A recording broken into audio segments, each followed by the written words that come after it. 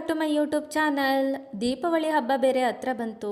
ಏನಾದ್ರೂ ತಿಂಡಿ ಮಾಡಬೇಕು ಅಲ್ವಾ, ಅದಕ್ಕೆ ಸ್ಪೆಷಲ್ಲಾಗಿ ಡಿಫ್ರೆಂಟಾಗಿ ಈ ಥರ ಒಂದು ಸಲ ನಿಪ್ಪಟ್ಟನ್ನ ಮಾಡಿ ನೋಡಿ. ಟೇಸ್ಟ್ ಮಾತ್ರ ಸಖತ್ತಾಗಿರುತ್ತೆ, ಕರಮ್ ಕುರುಮ್ ಅಂತ ಚೆನ್ನಾಗಿರುತ್ತೆ, ಎಲ್ರಿಗೂ ಇಷ್ಟನೂ ಆಗುತ್ತೆ.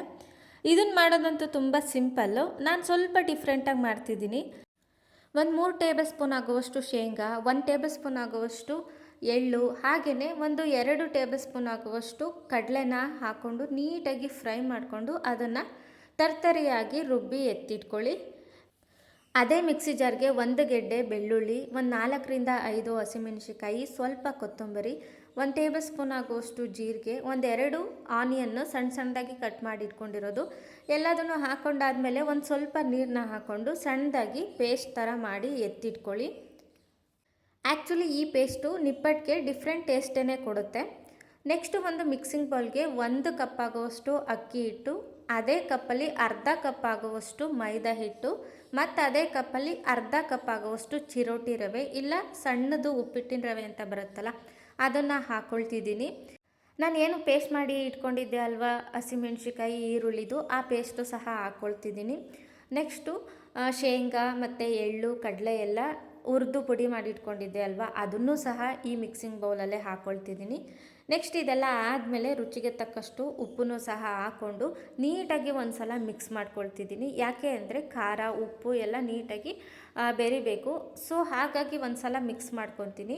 ಇದಾದಮೇಲೆ 3ರಿಂದ 4 ಟೇಬಲ್ ಸ್ಪೂನ್ ಆಗುವಷ್ಟು ಎಣ್ಣೆನ ನಾನು ಬಿಸಿ ಮಾಡ್ಕೊಂಡಿದ್ದೆ, ಅದನ್ನು ಸಹ ಹಾಕ್ಕೊಂಡು ಇವಾಗ ನೀಟಾಗಿ ಒಂದು ಸಲ ಮಿಕ್ಸ್ ಮಾಡ್ಕೊಳ್ತೀನಿ. ನಾವು ನೀರನ್ನ ಹಾಕ್ಕೊಂಡು ಕಲಿಸ್ಕೊಳ್ಳೋಕ್ಕಿಂತ ಮುಂಚೆನೇ ಈಗ ಉಪ್ಪು ಮತ್ತು ಎಣ್ಣೆ ಎಲ್ಲ ಹಾಕ್ಕೊಂಡಿರ್ತೀವಲ್ಲ, ಸೊ ಹಾಗಾಗಿ ಒಂದು ಸಲ ಮಿಕ್ಸ್ ಮಾಡ್ಕೊಳ್ಳಿ. ಅದಾದಮೇಲೆ ಸ್ವಲ್ಪನೇ ನೀರನ್ನ ಹಾಕ್ಕೊಂಡು ನೀಟಾಗಿ ಒಂದು ಹದಕ್ಕೆ ಹಿಟ್ಟನ್ನ ಕಲಿಸ್ಕೊತೀನಿ. ನಾವು ಏನು ಚಪಾತಿ ಮತ್ತು ಪೂರಿ ಎಲ್ಲ ಮಾಡ್ತೀವಿ ಅಲ್ವಾ, ಸೇಮ್ ಅದೇ ಹದಕ್ಕೆ ಹಿಟ್ಟು ಇದ್ದರೆ ಸಾಕು.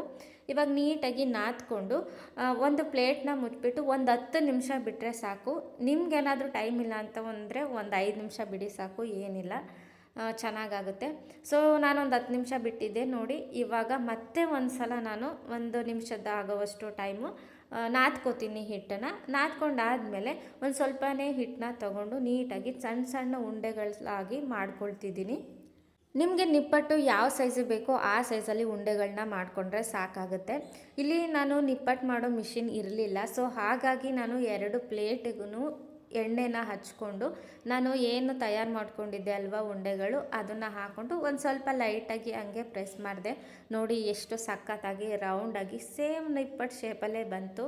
ಸೊ ಯಾರ ಮನೇಲೆಲ್ಲ ನಿಪ್ಪಟ್ಟು ಮಿಷಿನ್ ಇಲ್ಲ, ತಲೆನೇ ಕೆಡಿಸ್ಕೊಬೇಡಿ, ಈ ಥರ ಒಂದು ಸಿಂಪಲ್ ಟ್ರಿಕ್ನ ಯೂಸ್ ಮಾಡಿ ಸಾಕು. ಆರಾಮ್ಸೆ ಯಾರ ಮನೆಗೆ ಹೋಗಿ ಕೇಳೋದು ಇರಲ್ಲ, ಏನೂ ಇಲ್ಲ, ನಮ್ಮ ಮನೆಯಲ್ಲೇ ನಾವು ಮಾಡ್ಕೊಬೋದು. ಒಂದು ಸ್ವಲ್ಪ ತಲೆ ಓಡಿಸ್ಬೇಕು ಅಷ್ಟೇ. ಸೊ ನಾನು ನಿಪ್ಪಟ್ಟುಗಳನ್ನೆಲ್ಲ ಮಾಡಿಕೊಂಡೆ. ಇವಾಗ ಅದನ್ನು ಡೀಪ್ ಫ್ರೈ ಮಾಡಬೇಕು. ಹಾಗಾಗಿ ನಾನು ಒಂದು ಪಾತ್ರೆಗೆ ಡೀಪ್ ಫ್ರೈ ಮಾಡೋದಕ್ಕೆ ಎಷ್ಟು ಬೇಕೋ ಅಷ್ಟು ಎಣ್ಣೆನ ಹಾಕ್ಕೊಂಡು ಚೆನ್ನಾಗಿ ಕಾಯೋದಕ್ಕೆ ಬಿಡ್ತೀನಿ. ನೀವು ಬೇಕಿದ್ರೆ ಒಂದು ಸಲ ಚೆಕ್ ಮಾಡಿ ಒಂದು ಸ್ವಲ್ಪ ಹಿಟ್ಟನ್ನ ಹಾಕಿ ಎಣ್ಣೆ ಕಾದಿದೆಯೋ ಇಲ್ವೋ ಅಂತ. ಎಣ್ಣೆ ಚೆನ್ನಾಗಿ ಕಾದ್ಮೇಲೆ ನಾವು ಏನು ಮಾಡ್ಕೊಂಡಿರ್ತೀವಿ ನಿಪ್ಪಟ್ಟುಗಳು ಅದನ್ನು ಹಾಕ್ಕೊಳ್ತಿದ್ದೀನಿ. ನಿಪ್ಪಟ್ಟು ಹಾಕ್ಕೊಂಡಾದ್ಮೇಲೆ ತಕ್ಷಣ ಅದನ್ನು ಮಡ್ಚೋಕೆ ಹೋಗಬೇಡಿ, ಒಂದು ಸ್ವಲ್ಪ ಟೈಮ್ ಬಿಡಿ. ಒಂದು ಕಡೆ ಒಂದು ಸ್ವಲ್ಪ ಬೆಂದಾದ್ಮೇಲೆ ಇನ್ನೊಂದು ಕಡೆ ಮಡಚಿ ನೀಟಾಗಿ ಬೇಯಿಸ್ಕೊಳ್ಳಿ. 2 ಕಡೆ ನೀಟಾಗಿ ಮಡಚಿ ಬೇಯಿಸ್ಕೊಂಡಾದಮೇಲೆ ನಮಗೆ ನಿಪ್ಪಟ್ಟು ರೆಡಿ ಆಗೋದು. ಮೀಡಿಯಮ್ ಫ್ಲೇಮಲ್ಲಿ ಉರಿನ ಇಟ್ಕೊಂಡು ಬೇಯಿಸ್ಕೊಳ್ಳಿ. ಹೈ ಫ್ಲೇಮಲ್ಲಿ ಯಾವುದೇ ಕಾರಣಕ್ಕೂ ಇಟ್ಕೋಬೇಡಿ, ನಿಪ್ಪಟ್ಟು ಚೆನ್ನಾಗಿ ಬರಲ್ಲ, ಬೇಗ ಬೇಯುತ್ತೆ ಬಟ್ ಟೇಸ್ಟ್ ಇರಲ್ಲ. ಸೊ ಮೀಡಿಯಮ್ ಫ್ಲೇಮಲ್ಲಿ ಇಟ್ಕೊಂಡು ಈ ಥರ ಈ ಕಲರ್ ಗೋಲ್ಡನ್ ಬ್ರೌನ್ ಕಲರ್ ಅಂತೀವಲ್ಲ, ಆ ಕಲರ್ ಬರೋವರೆಗೂ ಚೆನ್ನಾಗಿ 2 ಕಡೆ ಬೇಯಿಸ್ಕೊಂಡ್ರೆ ನಮಗೆ ಗರ್ಗರಿಯಾದ ನಿಪ್ಪಟ್ಟು ರೆಡಿ ಆಗುತ್ತೆ. ನೋಡಿದ್ರಿ ಅಲ್ವಾ ಎಷ್ಟು ಬೇಗ ನಿಪ್ಪಟ್ಟಾಯಿತು ಅಂತ. ಎಷ್ಟು ಸಿಂಪಲ್ಲಾಗಿ ಸ್ವಲ್ಪ ಡಿಫ್ರೆಂಟಾಗಿ ಈ ಥರ ಒಂದು ಸಲ ನಿಪ್ಪಟ್ಟನ್ನ ನೀವು ಖಂಡಿತ ಮನೆಯಲ್ಲಿ ಮಾಡಿ, ಎಲ್ರಿಗೂ ಸಖತ್ತು ಇಷ್ಟ ಆಗುತ್ತೆ. ಹೋಪ್ಫುಲಿ ಈ ರೆಸಿಪಿ ನಿಮಗೆಲ್ಲ ಇಷ್ಟ ಆಗಿದೆ ಅಂತ ಅಂದ್ಕೊಳ್ತೀನಿ. ಇಷ್ಟ ಆಗಿದ್ರೆ ನಮ್ಮ ಚಾನಲ್ನ ಸಬ್ಸ್ಕ್ರೈಬ್ ಮಾಡಿ, ಇಷ್ಟ ಆಗಲಿಲ್ಲ ಅಂದರೂ ನಮ್ಮ ಚಾನಲ್ನ ಸಬ್ಸ್ಕ್ರೈಬ್ ಮಾಡಿ, ಬೆಲ್ ಐಕನ್ನ ಕ್ಲಿಕ್ ಮಾಡಿ, ಸಪೋರ್ಟ್ ಮಾಡೋದು ಮಾತ್ರ ಮರಿಬೇಡಿ. Thank you.